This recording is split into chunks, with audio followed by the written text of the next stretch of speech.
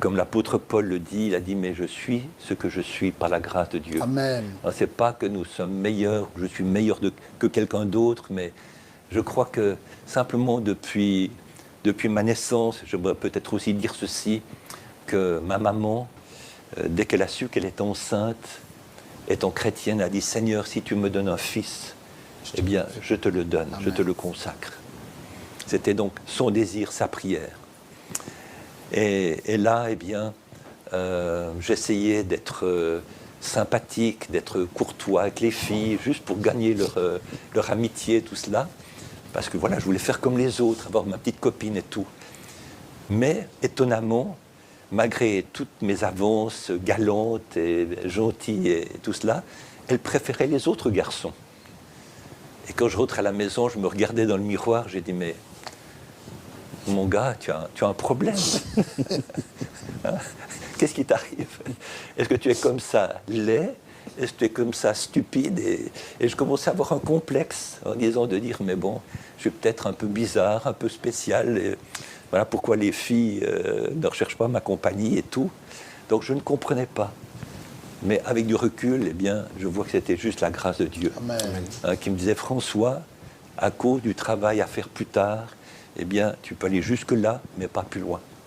Mais j'ai quand même essayé de fumer pour faire comme les autres. Quand j'étais jeune, j'ai essayé de boire des boissons alcooliques, tout ça, pour faire comme les autres aussi.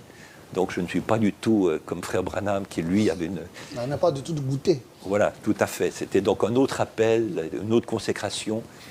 Mais là, une fois que j'avais trop bu d'alcool et tout, j'étais malade toute la nuit, j'ai vomi et tout. Donc Dieu m'a laissé faire, hein. On a le libre arbitre, mais disons, il y a eu des conséquences et tout cela. Et c'était vers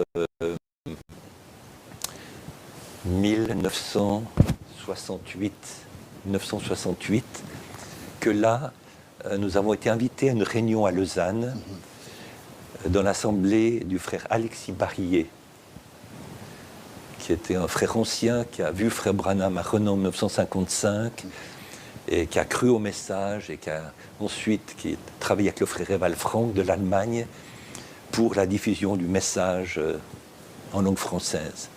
Donc là, nous sommes allés dans cette assemblée, et il avait invité le frère Eval Frank de l'Allemagne. Et frère Frank a apporté la parole, il a témoigné en disant, entre autres, voilà, nous vivons la fin des temps, Jésus-Christ va revenir bientôt, et selon la Bible, avant sa seconde venue, Dieu dit prophétiquement dans la parole de Dieu qu'il enverrait un prophète, un messager, comme Jean-Baptiste, pour préparer notre cœur. Et frère Frank a dit, eh bien, ce messager, ce prophète, je l'ai rencontré. Il s'appelle William Branham. Donc là, j'avais 18 ans à peu près. Quand j'ai entendu ce nom, William Branham, j'ai dit, mais c'est le même homme dont j'ai lu le livre, mais comme évangéliste. Et maintenant, ce serviteur de Dieu me dit qu'il n'est pas qu'un évangéliste, il est maintenant le prophète qui devait venir à la fin des temps. Donc, à cause de la préparation que j'avais eue du ministère de frère Branham comme évangéliste, je n'ai pas eu d'inquiétude ou disons de rejet, parce que beaucoup de personnes, quand on mentionne le mot prophète, tout de suite, ah, faux prophète, c'est la première réaction. Non, mais je n'ai pas eu cette réaction-là, j'ai dit, mais cet homme de Dieu que j'aurais voulu rencontrer, et j'avais lu à la fin de 1965, dans un journal local en Suisse, que le révérend William Branham était décédé des suites d'un accident de voiture. Donc là, une grande tristesse a envahi mon cœur. Je dis, mon souhait ne pourrait pas se réaliser, de le rencontrer personnellement.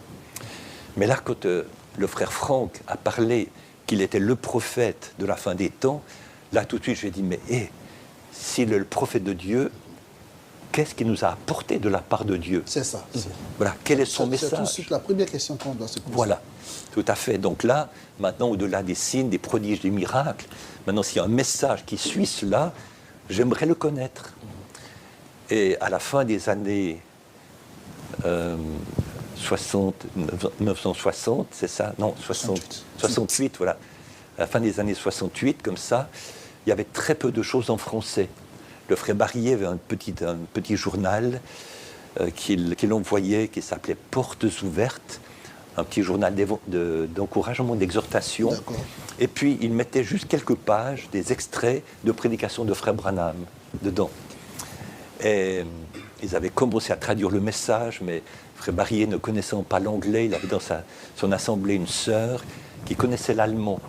Donc, le message a été traduit d'anglais en allemand par frère Franck, ensuite d'allemand en français par cette sœur. Donc, ça faisait tout un tour comme cela. Donc, c'était les premières brochures et tout. Donc là, j'ai lu cela et tout, mais je restais sur ma faim. Je disais, voilà, c'est juste quelques brochures, mais... Ça ne suffisait pas, puisqu'il y en a plusieurs. Voilà. Moi, j'avais faim de plus. Donc, ma grand-mère, qui était aussi une bonne croyante, elle fréquentait un petit groupe de prière de sœurs évangéliques, comme ça, dans l'endroit où nous habitions. Et l'une d'entre elles était anglaise. Et elle avait commandé à Jeffersonville des livres de frère Branham en anglais. Elle avait regardé, puis elle a dit « Oh non, moi je ne suis pas d'accord avec ça. » Tout est en anglais. C'était tout en anglais. Mais j'ai pu racheter ces livres qu'elle ne voulait plus parce qu'elle n'y croyait pas. Et il y avait l'exposé des 7 âges de l'Église en anglais, la révélation des 7 sceaux en anglais, de nouveau un homme envoyé de Dieu, un prophète visite l'Afrique du Sud, et un prophète amène son message, volume 1 et 2, qui étaient des recueils de prédication de frère Branham. C'est incroyable, vous avez retenu les noms de tous les titres de tous ces brochures. C'est incroyable. Non, pas tous les messages, mais disons les livres. Voilà. Oui, mais les titres en fait de ces livres, Oui. alors que ça date de Voilà. 1968. Voilà, donc le frère Statscleve, j'ai lu Statscleve dont parle frère Branham, c'est lui qui avait écrit le livre « Un prophète visite l'Afrique du Sud ». Et c'est lui qui avait aussi fait 3 petits volumes, ça s'appelle « Un prophète apporte son message », volume 1, 2, 3. Et il avait mis dedans des parties abrégées de prédication de frère Branham. Donc, ce n'était pas tout le sermon, Oui. mais c'était, disons... Les citations, hein. Non, c'était l'essentiel, D'accord. disons, Des de résumés. la prédication, un résumé, voilà. Donc, c'est cela que j'ai lu. Et bon, je connaissais un petit peu l'anglais, j'aimais l'anglais, que j'avais eu à l'école, j'avais même pris des cours du soir pour me perfectionner. Mais néanmoins, l'anglais de frère Branham, comme nous savons tous, c'est autre chose. Donc là, mais j'avais faim. Donc, j'avais les 7 âges de l'Église, les 7 sceaux, et là, avec ma petite connaissance de l'anglais et un dictionnaire anglais-français et beaucoup de transpiration. Hein, C'est vrai. pour encourager ceux qui veulent lire en anglais. Voilà. Ça n'a pas été tout seul, D'accord. mais j'étais tellement affamé de connaître Connaissance. qu'est-ce que ce prophète a dit pour nous dans notre temps, que là j'ai passé des heures à déchiffrer ces prédications en anglais, et alors que je me nourrissais des 7 âges de l'Église et des 7 sceaux, et j'aime le dire dans mon témoignage parce que c'est la réalité, Allez-y. ça a provoqué 2 choses. La première chose, ça m'a secoué. Mais je dis vraiment secoué. Pourquoi ? C'était comme si je me tenais devant mon juge. La parole que je lisais me jugeait. Ça faisait environ 10 ans que j'étais chrétien, depuis l'âge de 8 ans et demi, que j'ai accepté Jésus comme mon Seigneur et Sauveur personnel, et tout cela. Et après, j'ai eu plusieurs expériences avec le Saint-Esprit et tout, bref, la guérison divine aussi. Mais là, en lisant ce message, ça m'a secoué comme je n'avais jamais été secoué. Pourquoi ? J'ai compris que Jésus pouvait revenir d'un instant à l'autre. Et malgré le fait que j'avais confessé qu'il était mon Seigneur et Sauveur personnel, malgré le fait qu'il m'avait guéri surnaturellement dans mon corps, malgré le fait que j'avais manifesté un don spirituel, malgré le fait qu'il m'avait appelé directement au ministère, malgré tout ça, j'ai compris une chose, si Jésus revient maintenant, je ne suis pas prêt. Quand j'ai vu les exigences bibliques concernant l'époux de Jésus-Christ, qui doit être semblable au Seigneur, hein, la même nature, le même caractère, la même vie, les mêmes œuvres et tout, j'ai dit, Seigneur, là je suis loin du compte, j'ai aucune chance, comme ça. Mais cette secousse était salutaire. Parce que, au travers de sa parole et du message, Jésus jugeait ma vie. Amen. Mais pas un jugement pour me condamner. C'est ça. Un jugement pour me montrer comment lui me voyait. Amen. Au travers de sa parole. Et ça, j'en avais vraiment besoin. Disons, d'avoir une image juste du genre de chrétien que j'étais. Pour ne pas me bercer par de fausses illusions. Je suis chrétien, j'ai le Saint-Esprit, tout va bien, gloire à Dieu. J'attends paisiblement le retour du Seigneur Jésus. C'était pas comme ça pour moi. Ça vous pousse à l'action. Voilà. Ça m'a montré maintenant, eh bien, qu'est-ce que tu vas faire si Jésus revient maintenant? Et là, eh bien, j'avais terminé ma formation commerciale, et je travaillais dans la banque et tout, donc j'avais une carrière professionnelle ouverte devant moi, dans le monde des affaires. Et après, j'ai travaillé pour une banque américaine aussi, et j'aurais pu continuer sur cette voie. Toujours en Suisse. Toujours en Suisse. Mais là, j'ai été placé devant un choix. Qu'est-ce que je vais privilégier? À quoi vais-je donner la première place dans ma vie?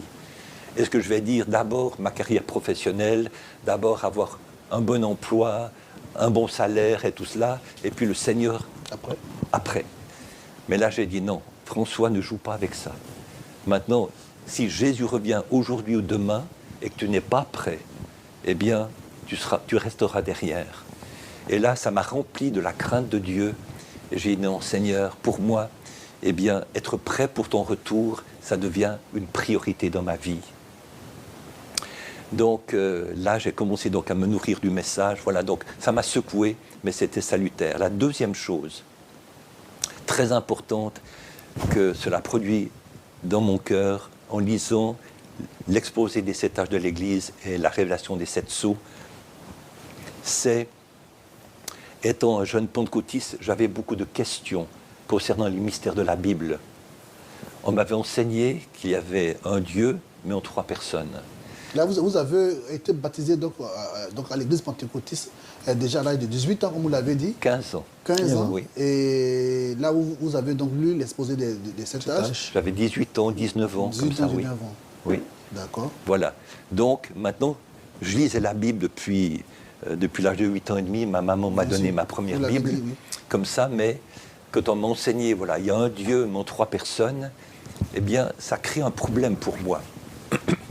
Lorsque je priais, mais à qui devais-je prier? Auquel des 3? Alors, des fois, je priais Père Céleste. Hein? Après, je disais, bon, mais il ne faut pas que j'oublie Jésus quand même. C'est lui qui a donné sa vie pour moi. Ils sont 3. Voilà. Donc, après, je priais Jésus. Après, je dis, bon, ben, le Saint-Esprit, il ne faut pas que je l'oublie non plus. Voilà. Donc, quand je l'adorais, qui vais-je adorer? Bon, je vais adorer Dieu le Père, Jésus, le Saint-Esprit. Donc voilà, je me suis aussi dit, mais si un jour j'arrive au ciel, combien verrai-je? Verrai-je un homme âgé, cheveux blancs, barbe blanche sur un trône? Ah, ça c'est Dieu le Père. C'est bien. À côté de lui, un homme plus jeune, avec des marques dans ses mains, dans ses pieds. Ça c'est celui qui est mort sur la croix pour toi. Vous vous posez des questions très pertinentes, hein, parce que c'est vrai, aujourd'hui, lorsque un croyant ou un païen croise donc la parole, toutes ces questions de détail, tout de suite, la personne ne se pose pas ces questions, mais vous posez ces questions en détail. Oui. Pourquoi pas? Je suis un homme concret, pratique, si tu veux. Je ne suis pas un intellectuel, mais j'aime quelque chose de tangible. Hein. Voilà, si c'est trop abstrait, je suis vite perdu. Donc, il faut que l'abstrait se définisse dans le concret. J'aime pouvoir toucher quelque chose de concret, de solide. Donc là, je disais, oui, mais maintenant, au ciel, combien verrai-je tout? Et donc j'avais cette question-là.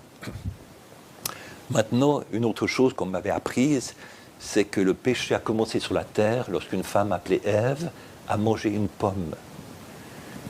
Mais en Suisse, on mange beaucoup de pommes. Les pommes poussent dans le pays. Donc je disais, mais quel rapport entre manger des pommes et puis un péché qui conduit à la mort, à une séparation éternelle avec Dieu. Donc, je n'arrivais pas à mettre les deux ensemble. Non? Et en lisant les prédications de William Branham, où il commence à expliquer le péché originel, j'ai dit, wow, ça, j'ai jamais entendu. Ça, c'est vraiment spécial, ça. Mais, petit à petit, eh bien, cette parole faisait son chemin dans mon cœur. comment le péché a commencé, quand Ève était séduite par le serpent et tout cela. Et après, il y a eu ces deux lignées, la postérité du serpent, la postérité de la femme et tout. Mais après aussi, pourquoi il fallait que Jésus naisse d'une vierge, qu'il contourne le péché originel pour être un sacrifice parfait. Amen. Hein.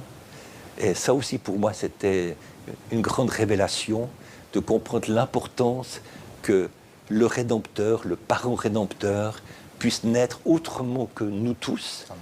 pour être agréé par Dieu comme expiation pour nos péchés. Donc après, petit à petit, bon, ça ne s'est pas fait en 5 minutes, hein, Oui. mais au cours des années, eh bien, toutes ces parties de puzzle se mettaient en place dans mon esprit et dans mon cœur.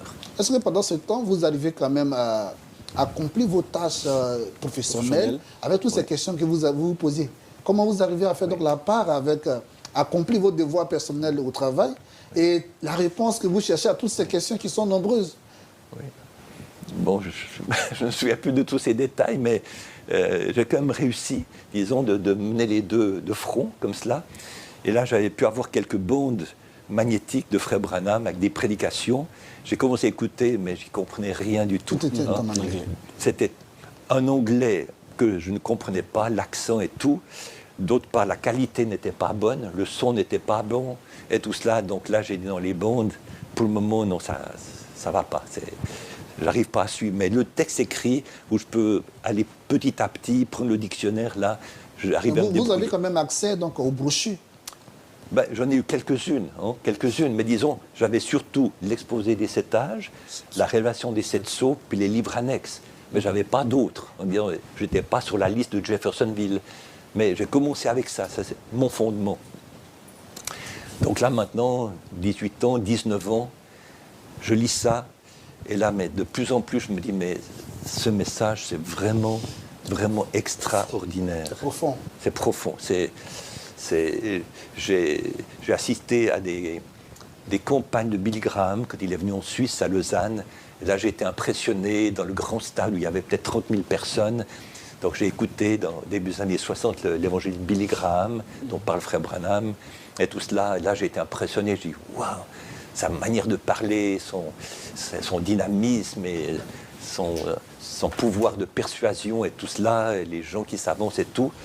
Et dans mon cœur, je me disais, ah, si seulement je pouvais être un Billy Graham. Donc j'avais un petit peu ce rêve-là. Mais après, j'ai compris, non, ce n'est pas mon appel. Hein.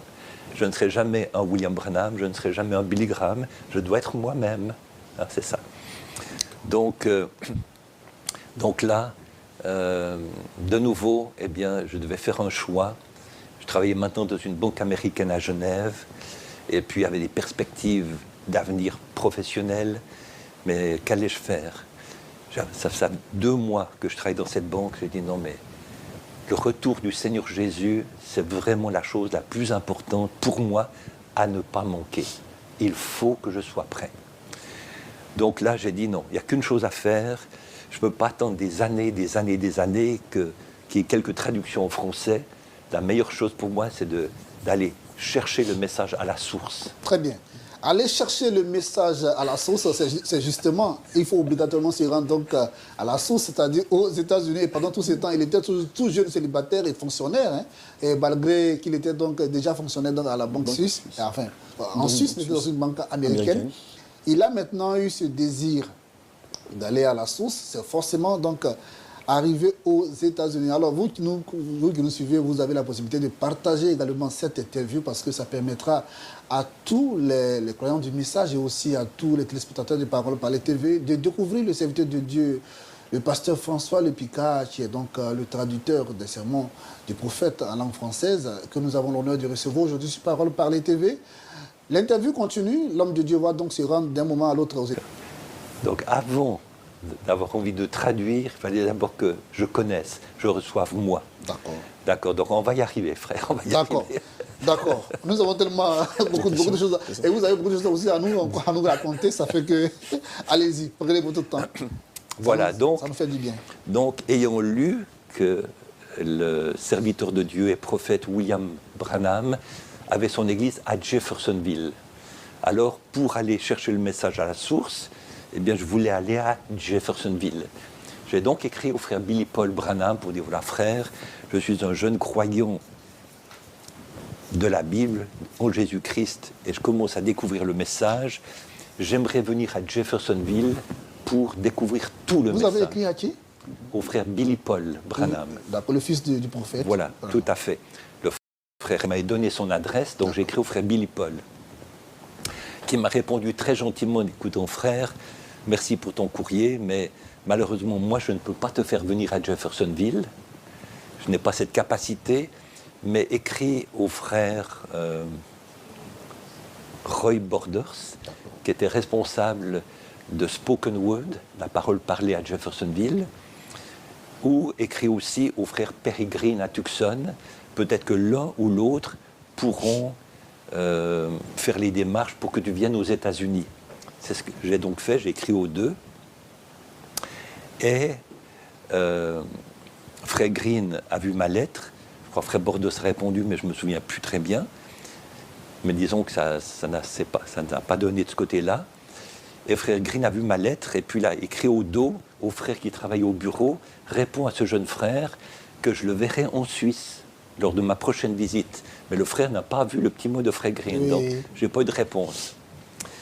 Donc voilà, j'attendais et au printemps de 1970, effectivement, le frère Perry Green et le frère Eval Franck sont venus en Suisse, à Lausanne, invités par le frère Alexis Barillet.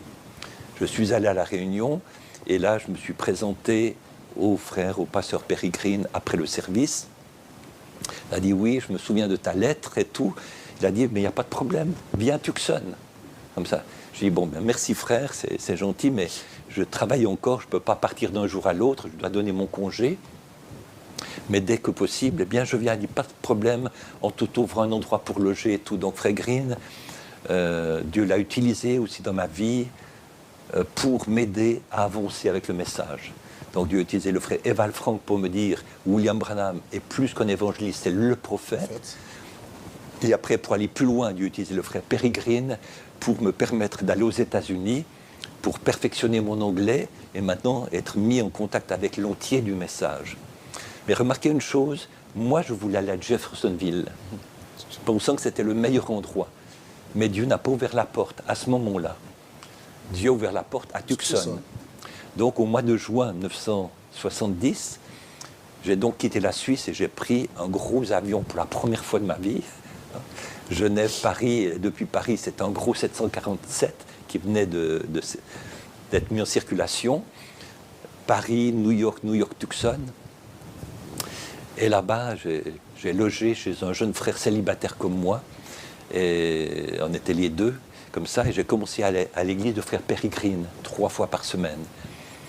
Et là, c'était vraiment une grande bénédiction pour moi de pouvoir être dans le pays et, disons, d'entendre l'anglais tous les jours. Mais maintenant, le message était sur bande magnétique. Il y avait les brochures, mais surtout les bandes. Mais pour moi, d'écouter une bande avec un débit rapide, non, c'était trop. Mais ce jeune frère qui s'appelle Lyle Johnson, eh bien, il travaillait dans l'électronique, l'avionique pour les avions. Mais en rentrant du travail, il avait un enregistreur à bande. Et puis, ensemble, on écoutait une bande de frère Branham. Mais écoutez bien. On écoute. Eh bien, ce qu'il faisait, lui, ne connaissait pas du tout le français. C'était américain. On avait le même âge. Donc, on passait quelques phrases de la bande, il arrêtait l'enregistreur, il me répétait lentement et clairement ce que frère Branham avait dit, jusqu'à ce que je comprenne. Dès que j'avais compris ces quelques phrases, play, on joue, quelques phrases encore, stop. Et de nouveau, il répétait. Pendant ce temps, n'oubliez pas, pendant ce temps, vous avez demandé donc une permission, ou enfin, c'était votre congé donc, au niveau de la banque. Non, j'avais pris le congé définitif de la banque. Vous avez démissionné de la banque? Complètement, voilà. C'était maintenant le pas de la foi dans l'inconnu. Voilà. C'était tout ou rien. Non, j'ai dit maintenant, j'y vais. J'avais presque 20 ans que je suis arrivé à Tucson. C'était juste quelques jours, quelques semaines avant mes 20 ans. Donc là, j'ai fait le pas de la foi parce que j'étais attiré, je voulais toute cette parole. Donc je suis allé dans le désert de l'Arizona pour la parole de Dieu, pour le message. Il y avait quelque chose qui m'attirait. Je voulais pouvoir me nourrir personnellement, directement, de toute cette bonté qu'il y avait du prophète de Dieu. Donc ce jeune frère Lyle, eh bien, chaque jour, pendant des semaines et des semaines, hein, ça c'était mon école. Hein, eh bien, c'était, on écoute un petit bout, on arrête, il me répète en anglais, il m'explique les mots. Ah d'accord, ah, c'est ça qu'il veut dire, d'accord, un peu plus loin, un peu plus loin, un peu plus loin. Mais par la grâce de Dieu, mon oreille a commencé à s'habituer à l'accent de Frère Branham, aux expressions de Frère Branham et tout. D'autre part, eh bien, j'assistais à toutes les réunions du pasteur Peregrine, qui avait une assemblée à ce moment-là d'environ 300 personnes. Et j'ai aussi été béni, impressionné par le ministère de Frère Green, qui a connu Frère Branham personnellement et tout. Et j'aime beaucoup l'entendre prêcher. Il avait une manière claire, simple de prêcher. Et une des choses que Frère Green répétait et qui m'est resté jusqu'à aujourd'hui, c'est que Frère Green disait, citant Frère Branham, « Dites ce que les bons disent. N'ajoutez pas, ne retranchez pas. » Sur les 3 réunions que Frère Green avait, le dimanche matin, Frère Green prêchait, et souvent le dimanche soir, on écoutait Frère Branham dans l'église, et encore le mercredi soir. S'il y avait une brochure, on avait la brochure, tout, et on écoutait. Donc, je baignais dans le message. Et je voyais aussi le message manifesté dans la vie des chrétiens de l'église de Frère Green, l'amour du Seigneur, l'amour fraternel et tout cela, la discipline et toutes ces choses. Donc, vraiment, c'était le meilleur que Dieu avait pour moi. Donc, on est en été 1970. Et là, Frère Green revient d'un voyage en Australie et en Nouvelle-Zélande. Et maintenant, il a une copie du film La profondeur, qui appelle La profondeur, qu'il a montré à l'église. Et après, on fait des réunions dans différentes petites endroits autour de Tucson, en Arizona. On montrait le film et chaque fois j'assistais, le film. Mais ça m'a tellement béni, non seulement d'entendre Frère Branham, mais de voir aussi son comportement à la chair, son humilité. Oh, pardonnez-moi, je pleure comme un enfant. Et comme il se faisait petit. Et ça, c'est l'une des rares vidéos du prophète. Voilà, tout à fait. Mais ça m'a impressionné que malgré la démonstration de puissance dans son ministère, que l'homme William Branham réussissait à se faire tout petit pour donner toute la place au Seigneur Jésus-Christ. Ça m'a impressionné jusqu'à aujourd'hui. Hein? Comme disait Jean-Baptiste, je dois diminuer pour que Christ puisse croître. Amen. Donc là, j'ai vu ce film plusieurs fois, et c'est là où dans mon cœur est venue l'inspiration de dire, je suis un privilégié de voir et d'entendre ce prophète de Dieu, mais je ne peux pas garder cela pour moi. Il faut que je fasse quelque chose pour partager ce trésor avec ceux qui parlent la même langue que moi. Donc j'ai exprimé le désir de commencer à traduire le film de Frère Branham. Et pendant ce temps, il n'existait pas encore cette initiative de pouvoir traduire en français? Oui, Frère Barillet avait commencé à traduire, et d'autres, disons, de la francophonie, avaient commencé à traduire aussi des messages de Frère Branham. Donc je n'ai pas été le premier, d'autres ont commencé à le faire. Il y avait aussi un jeune pasteur, un petit peu plus âgé que moi, un ami, le pasteur Fernand Fay aussi, qui lui aussi a travaillé avec Frère Barillet et qui faisait aussi des traductions, et lui les enregistrait en français, mais français uniquement, il n'y avait pas l'anglais, juste le français. Donc d'autres frères ont ressenti le besoin avant moi de traduire le message en français. Donc moi je suis arrivé après. Mais maintenant, donc, le film était ma première traduction. Donc on m'a remis un texte écrit des paroles de Frère Branham dans le film. Donc là, j'ai commencé à travailler là-dessus. Mais là encore, ces phrases qui commencent, après 3 petits points, après ces expressions idiomatiques et les tout cela. pauses. J'ai dit, oh Seigneur, oh là là. J'ai dit, mais c'est bon, j'aimerais le traduire, mais j'arrive pas. Et c'est là qu'un soir, à la fin de la réunion, sœur Green et une autre sœur sont venues vers moi. Frère François, que Dieu te bénisse et tout cela. Il y a une jeune sœur qui vient d'entrer dans notre église, qui vient de se convertir, et elle a étudié le français pendant 4 ans. Et est-ce que tu aimerais la rencontrer? J'ai dit, mais oui, volontiers. Et là, on m'a présenté cette jeune fille. Ok, et là on a aujourd'hui la possibilité de voir cette jeune fille aux côtés donc, du serviteur de Dieu. Elle, c'est donc Madame Suzanne Lepicard, qui est donc votre tendre épouse, que nous avons aussi l'honneur de recevoir sur le plateau de Parole par les TV. Alors, continue. Voilà, donc là aussi notre histoire est merveilleuse, disons, et j'aimerais dire en guise d'encouragement à tous les jeunes qui regardent l'émission, eh bien, si vous n'êtes pas marié, garçon ou fille, ne cherchez pas un conjoint, mais faites ce que la Bible dit. Faites de l'Éternel vos délices et il vous donnera. Ça, c'est important, ça. Alors, c'est donc un message hein, pour toute la jeunesse aussi du message. Ne cherchez pas donc une compagne sans toutefois demander la volonté du Tout-Puissant. Allez-y. Voilà. Il vous donnera ce que votre cœur, ce que ton cœur désire. Amen. Donc, que ce soit bien clair, je ne suis pas allé aux États-Unis pour chercher une femme. Je suis allé aux États-Unis pour chercher le message. Je voulais cette parole révélée. Mais Dieu connaissait mon cœur. Je souhaitais aussi rencontrer une jeune fille pour former une famille.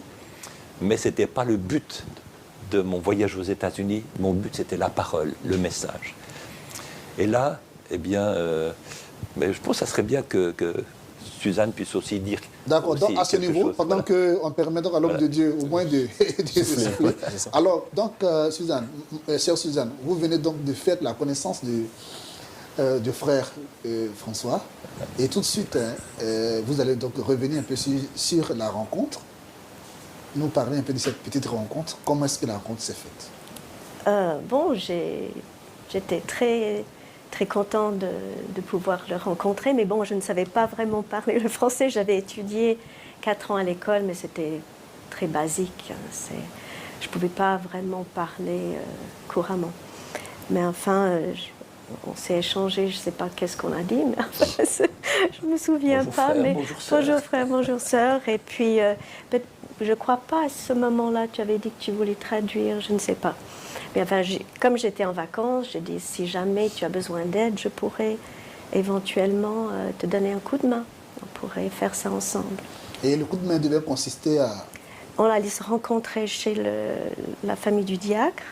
Et avec le texte, disons, je pouvais l'aider éventuellement avec des expressions en anglais.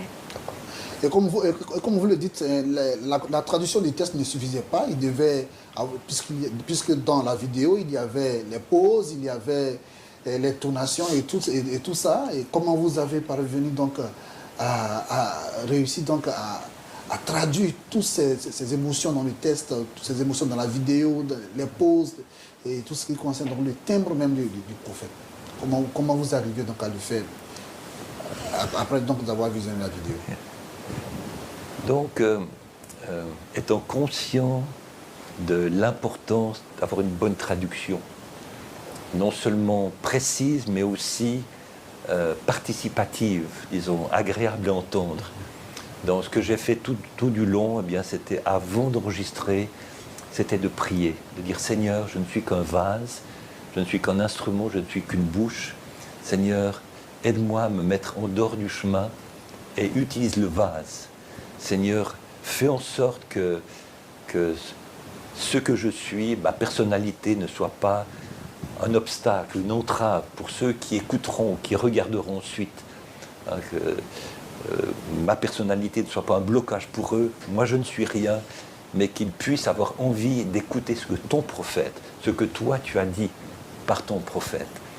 Donc, c'est juste la grâce de Dieu. Et voilà, j'essaye, disons, d'entrer dans cette atmosphère, dans l'esprit du prophète, et je demande à Dieu que la même onction qui était sur lui vienne sur moi, hein, pour pouvoir transmettre aux francophones la dynamique qu'il y a dans le message. Disons que nous écoutons Frère Branham prêcher en anglais, et bien même si on ne comprend pas la langue, mais je pense qu'on est tous sensibles à la dynamique, à l'énergie spirituelle, hein, que cet homme de Dieu dégage lorsqu'il prêche.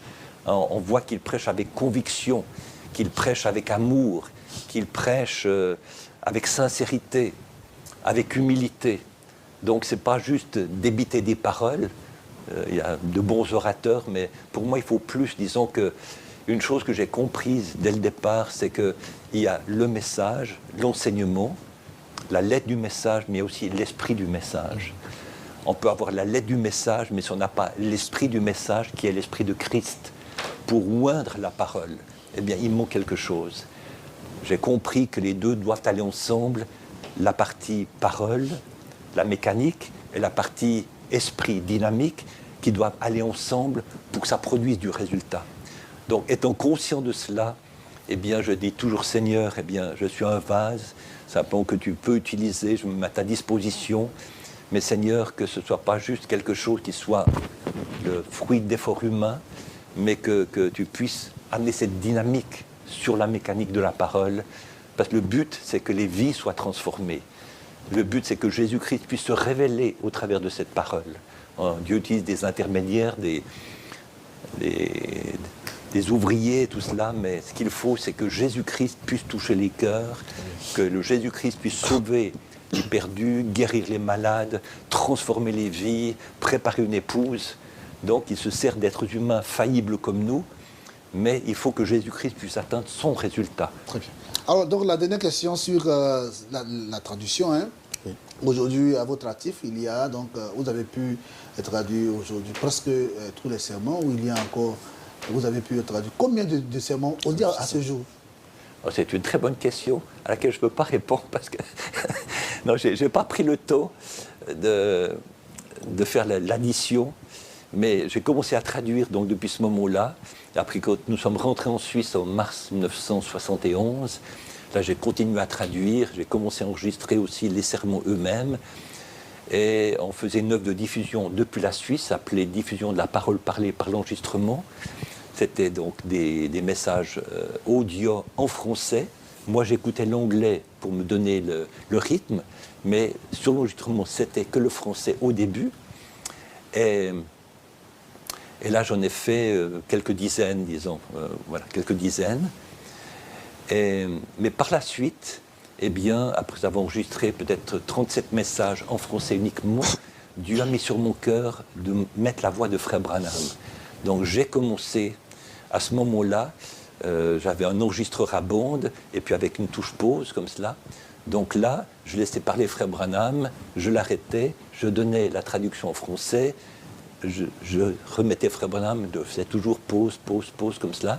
Donc c'est une inspiration que Dieu m'a donnée, que les francophones puissent aussi entendre la voix de Frère Branham, parce que je crois qu'il y a une telle onction sur cette voix que je ne voulais pas seulement moi l'entendre pour m'aider à parler, mais je voulais que les francophones puissent entendre directement la voix en anglais, même s'ils ne comprenaient pas, à cause de l'onction qui est sur cette voix. Et je vous fais la confidence, et cette inspiration que vous avez reçue du Seigneur, de mettre la pause et de faire aussi écouter le prophète, faire beaucoup du bien aux auditeurs. Oui, mais je crois. Que Dieu vous bénisse. Oui, alors, donc, vous êtes en Côte d'Ivoire, donc dans le cadre d'une convention.